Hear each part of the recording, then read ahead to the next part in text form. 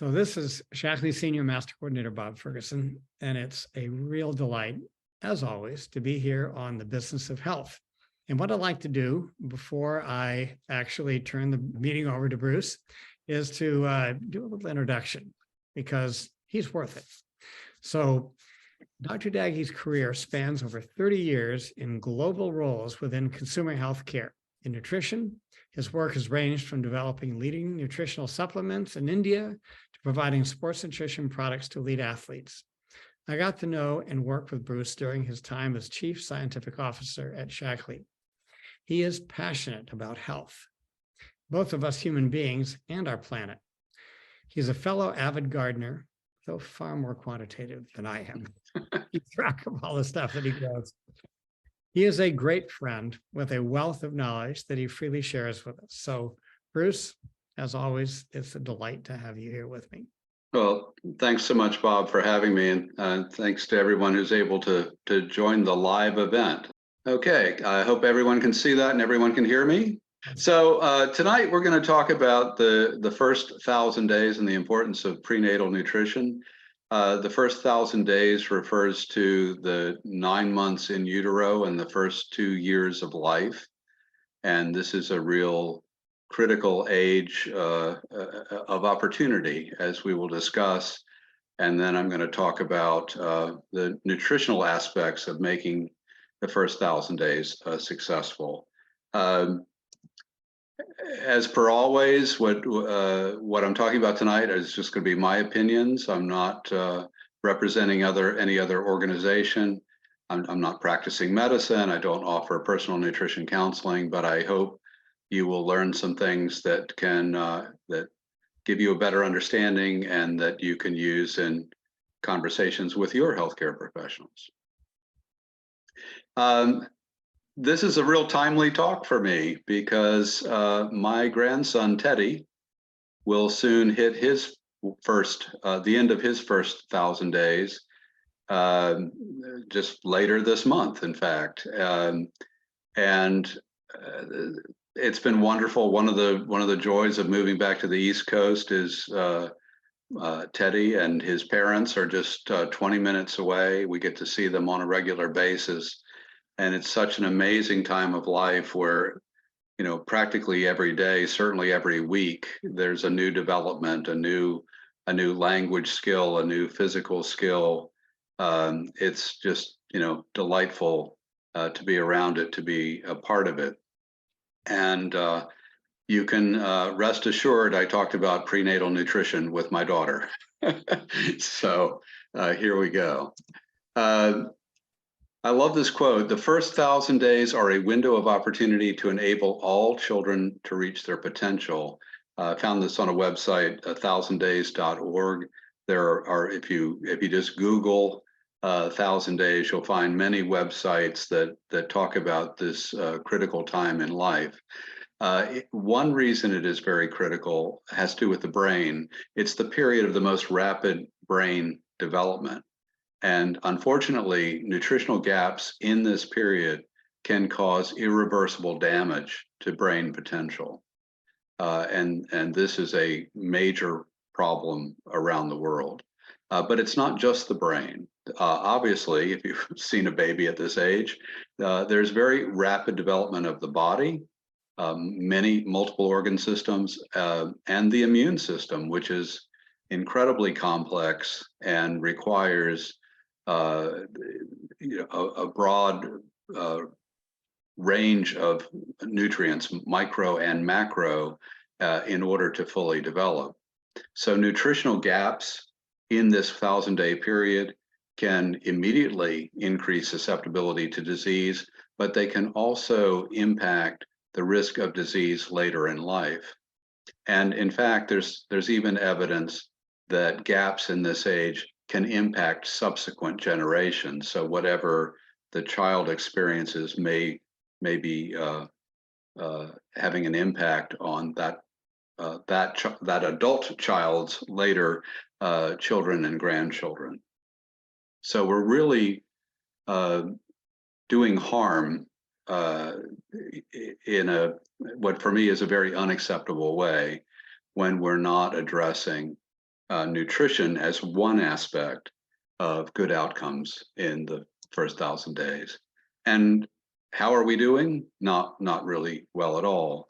The United States is the worst among its peer group of developed countries in terms of infant mortality, maternal mortality. 1 in 10 babies are born prematurely, 1 in 6 babies are never breastfed, 1 in 8 toddlers are overweight, and 1 in 7 households with children are food insecure. And it actually wouldn't surprise me in recent times if the number of food insecure households has actually gone up with all the food inflation that we've had recently. So we're really not doing well at all. So specific to micronutrient nutrition during pregnancy, there are a number of studies out there. I'm going to summarize some data that I pulled out of one that was published in 2019. This is a study that was based on US government data. There's a data set called NHANES, which is nutrition survey data.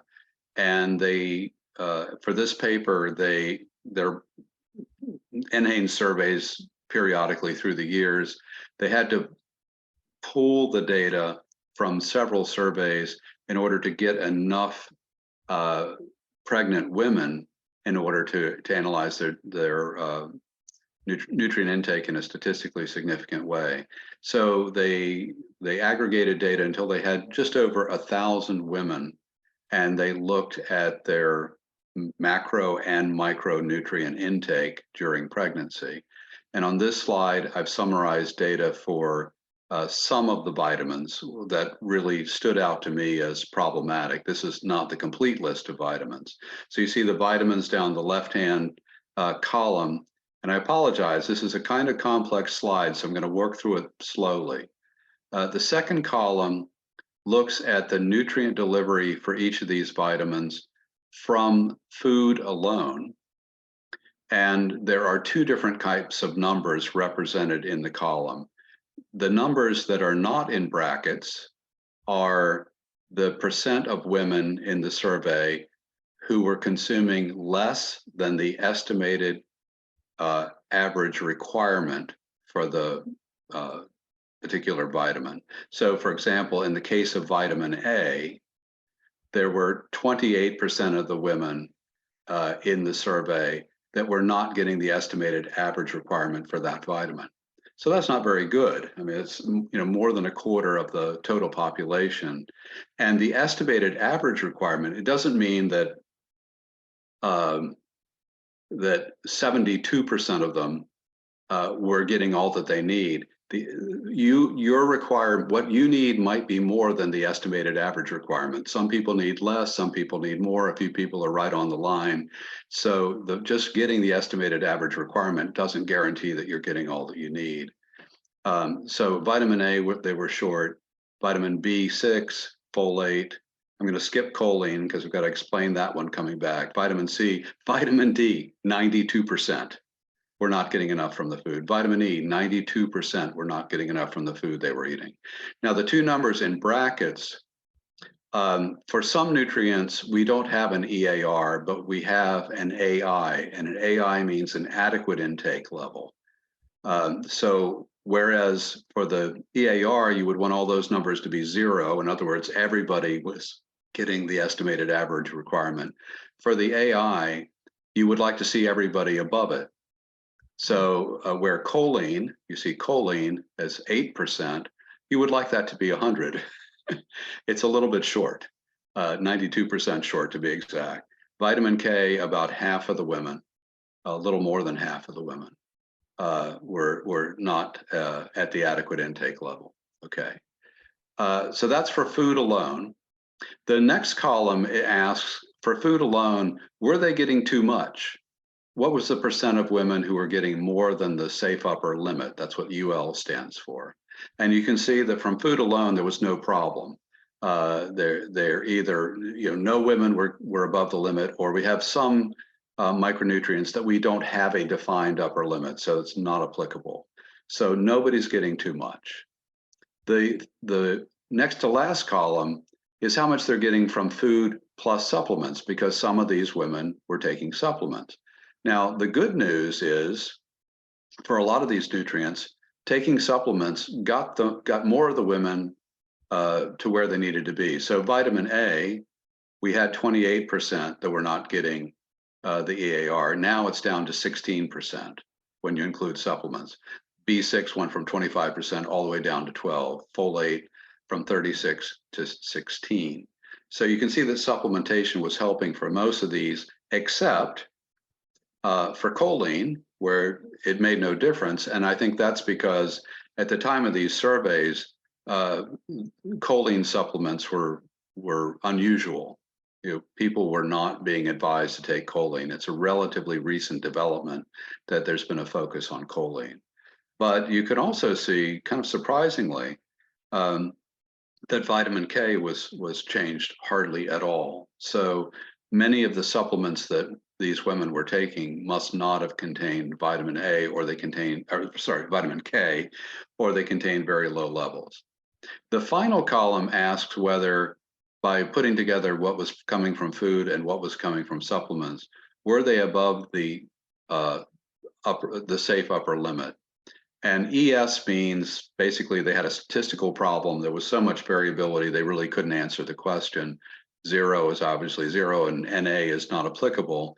But you can see that for folate, once they started taking supplementation, some women were getting above the upper limit. Probably not a terribly serious concern for the duration of a pregnancy, but not something you'd necessarily want to have, for the rest of your life. So that's an example of how we were doing in terms of the vitamins. And again, the ones that I don't have on this list, there were problems with them too, but they were not as severe as these.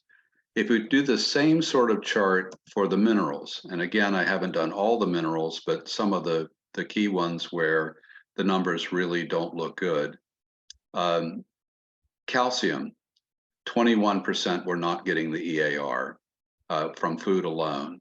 I'll go horizontally this time. There was no statistical ability to estimate how many were getting more than the recommended amount from food alone. Supplementation decreased the number who weren't getting enough from 21 down to 13%, and a few were judged as getting too much. Excuse me, I'm going to get a sip of water. For iron, and iron is really critical for the brain development of the infant, among other things. 84% were not getting enough from the food alone. That improved to 36% with supplementation, and with supplementation, some women were getting more than desired. Magnesium, apparently not a lot of women were getting much in the way of magnesium supplements, so it stayed about half of them were not getting enough. Zinc improved from 22% not getting enough down to 11, with a few getting too much. Sodium, we get plenty of sodium in our diet. So 100% essentially of women pregnant in this survey were getting too much sodium from food alone, and really above the desirable upper limit. And supplementation wouldn't have provided more. Same picture there. Potassium, another one, a huge shortfall. Again, this is in the brackets, so this is an AI. So 41% are getting above the AI, so more than half are not. And very few people are obviously getting supplemental potassium because the numbers didn't move very much. Iodine, which is very important for pregnancy, they couldn't estimate, because how much iodine appears in food depends on how much iodine is in the soil. So the same, fruits and vegetables can have wildly different iodine numbers based on the soil that they're grown in. And there are parts of the United States that were known to be, the soil was known to be deficient in iodine, and this was recognized as a major health problem about 100 years ago. So they looked at iodine intake adequacy in another way. You can use urinary iodine as a marker to measure status. And the mean in this survey of pregnant women was 148 micrograms per liter, and the WHO cutoff for insufficient is less than 150 micrograms per liter. So clearly, some of the women in this survey were insufficient in terms of urinary iodine. And this is extremely bad. Iodine requirement increases by more than 50% during pregnancy. And yet, in this survey, only 23% of the prenatals that they looked into contained any iodine whatsoever. So it's just not there. Let me dimension how bad this is another way. In 1924, recognizing what a problem there was with iodine deficiency in some parts of the country, the federal government required salt to be iodized. You've probably heard of iodized salt. Hopefully you bought iodized salt in your life. When they started that fortification program, the estimated benefit in terms of IQ of children in the parts of the United States that had been iodine deficient increased by 5 to 15 points. That is not trivial by any means. And yet today we have so many people saying you know, get your pink Himalayan salt with no iodine. You know, it's something that in pregnancy, you've really got to pay attention to. So this issue of prenatals not delivering what they needed really came to my attention a few years ago when I was visiting one of my nieces, and she happens to be a nurse, and she had 2 children at home at the time, a boy and a girl, and they didn't like to swallow their vitamins, and she just couldn't grump them into it. So she went to the store and looking on the shelf, and she's trying to find something that they would actually take every day. And she saw that this company had prenatal gummies. And she said, they don't like to swallow pills, but I bet they'll eat gummies. And this is a prenatal, so it must be good. They wouldn't be allowed to call it a prenatal if it wasn't good, right? So she brought it home. And shortly after, I was visiting, and she told me this story and said, could you look at this for me? And I did. And I said, I was shocked, actually. But I said, no, it's not good at all. This thing that they're calling a prenatal. Now, first, at least it does just say multivitamin. So it doesn't claim to have any minerals, but it really didn't. No calcium, no iodine, no iron, no magnesium. But it didn't even have all the vitamins. It only had half of the B vitamins. It had too little of everything else. It was just shockingly bad. And yet, this is perfectly legal. I don't understand why. Well, I could be cynical, but this is perfectly legal. It's utterly bizarre to me that our regulators don't put a higher value on pregnancy outcome, that things as bad as this are allowed to call themselves prenatals. It really is disturbing. So one of the things I worked on when I was with Shackley, I really wanted to see a prenatal statement on the label of some of the Shackley offerings. And so we did that. We made some adjustments to the formulation of Vitalizer Women and the Vital E with iron, and added a statement that they were suitable as prenatals. They were not, these were still the, you know, for all women of childbearing age kinds of formulations. So they weren't optimally tweaked, but they were a heck of a lot better than almost anything, in fact, maybe than anything that was on the market at the time. So it was a great thing, I think, that we were able to do at the time to add that statement to the label.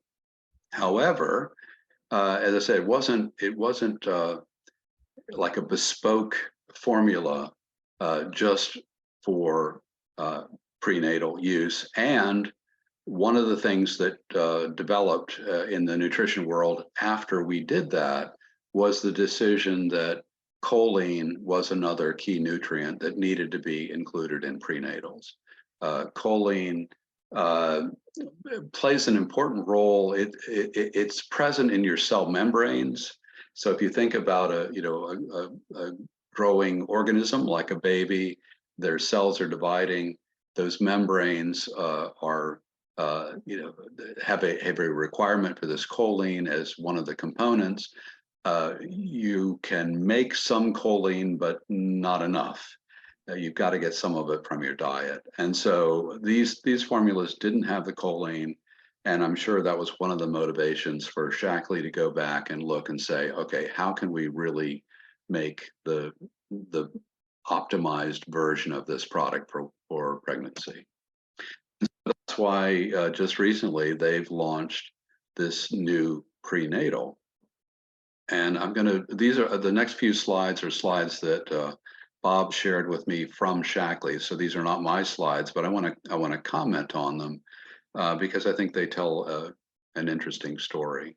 So they wanted these products to be appropriate before, during, and after pregnancy. You know, the period of breastfeeding is also very important to both mother and child. And so the prenatal should really cover this whole range. One of the other problems we have in the United States and around the world is that many women who get pregnant, about 45% of pregnancies are not planned. And if you have an unplanned pregnancy, you might not have, obviously, the prenatal care, the consultations with a healthcare provider, but also might not be taking prenatal vitamins because you didn't know you were going to get pregnant. And so having nutrition on board that can help address any nutrient gaps is very important before the pregnancy. First of all, it may be important in order for pregnancy even to happen, but you don't want to have a nutritional gap and then weeks later discover that you are weeks pregnant. For example, for folate, folate is important in pregnancy because it helps reduce the risk of neural tube defects. But neural tube defects, if they're going to happen very early in the pregnancy. So you want the folate status to be good at the time of conception, not months later. Same thing for many of the micronutrients that I was showing on the earlier slides, things like vitamin D and iron and iodine. These are all important from the get-go. So you want to have a good prenatal that you actually start taking prior to the pregnancy, then throughout the pregnancy, and into the breastfeeding stage. So Shackley aimed through the development of these products to provide superior nutritional delivery that works across those different phases of the pregnancy, that can be customizable for the types of discomfort that often occur during pregnancy. I've got a slide to show about that in a minute. And lastly, they want it to be easy to take. Easy to take helps with compliance, helps in terms of not being irritating to the stomach, etc. So for the product forms to be easy to take, because that really helps with compliance. Very important. The supplement isn't going to help you if you're not taking it. So they just as we had done with Vitali and Vitalizer, they looked at what the standards are. How much nutrition should the new products be delivering? And they looked at the nutrition recommendations of ACOG, that stands for the American College of Gynecology, or obstetrics and gynecology. So these are the experts who are really studying the needs during pregnancy. So looking at their recommendations. It's also important what you don't put in. So as is typical with Shackley, leaving out things like the artificial ingredients. Um, as we did with Vitally and Vitalizer, they wanted this to be reimbursable. If you are just taking a multivitamin because you want to stay healthy, you can't use a health savings account or an FSA. But if you are pregnant, you can.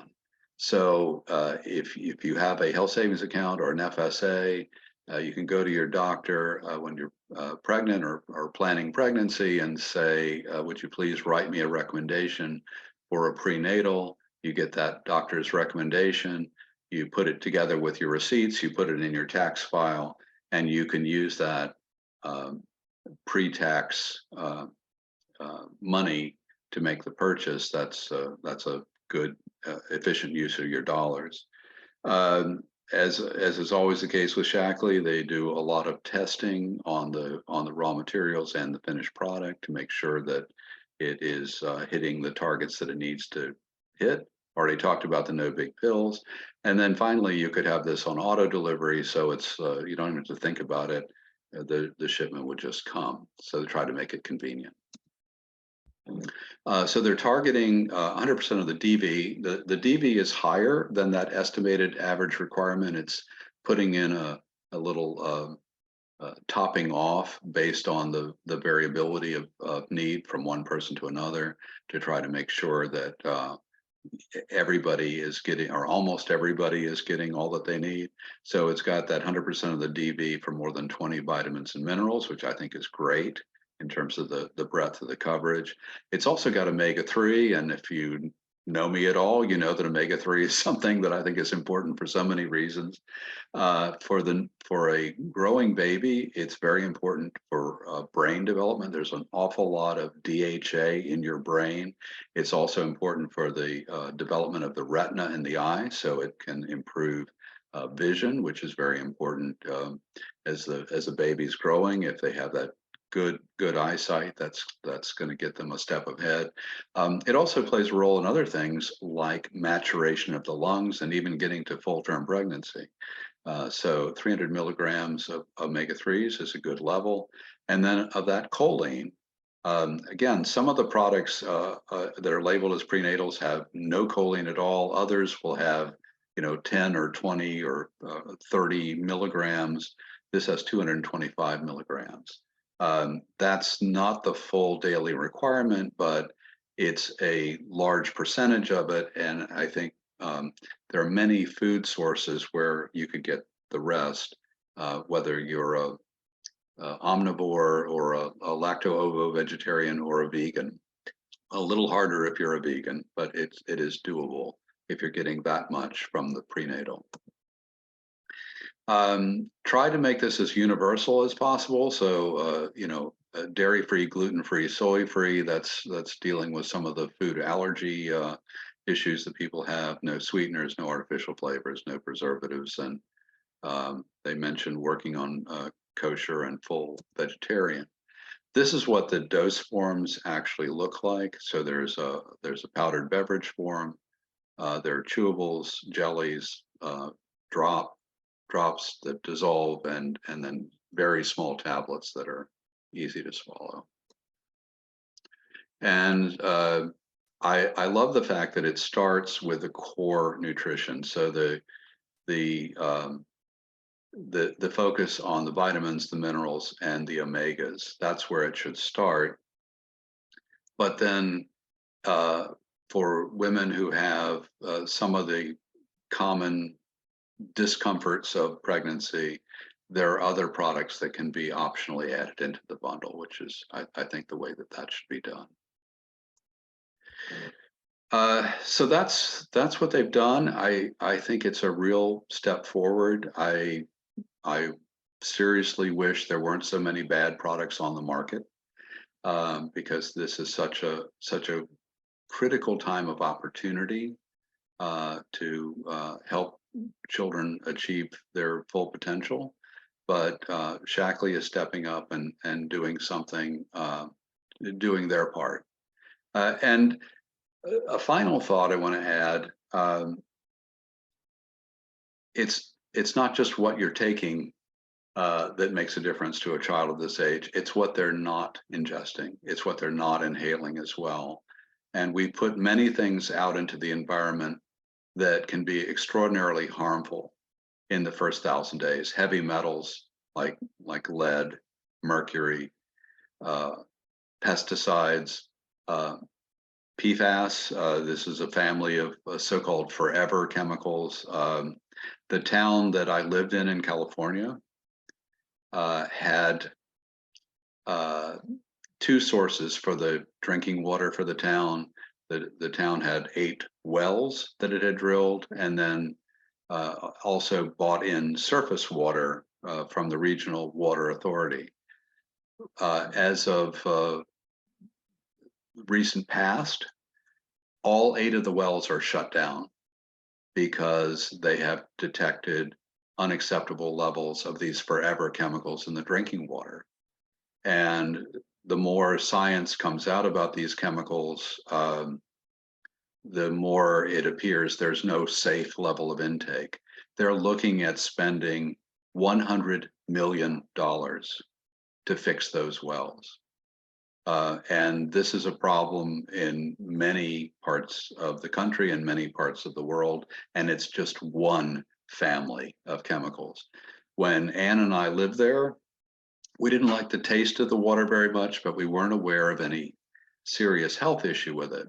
But we still used a carbon block filter to purify the water so that it was more pleasant to drink and to cook with.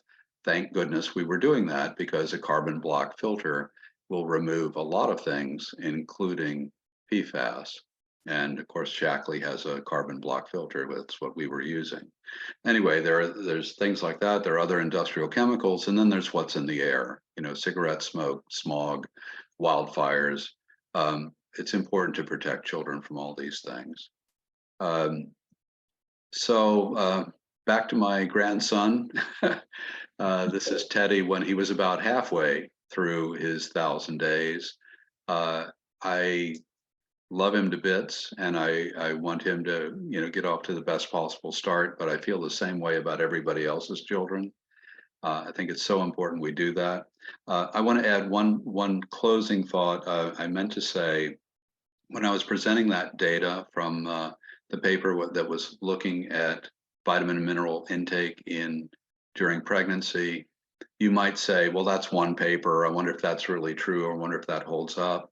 Many of you know Dr. Steve Cheney, and if you don't, you can Google Dr. Steve Cheney blog, and you will find his blog. And last month, he had a wonderful blog on prenatal vitamins, reporting on another paper. In the past, he's also covered pregnancy in terms of fish oil and vitamin D and more. So he's a real font of information on that. And I would encourage you, if you want to learn more, he is a great source to do it. And with that, I think I'm done. So I will stop sharing and rejoin the group. Here we are.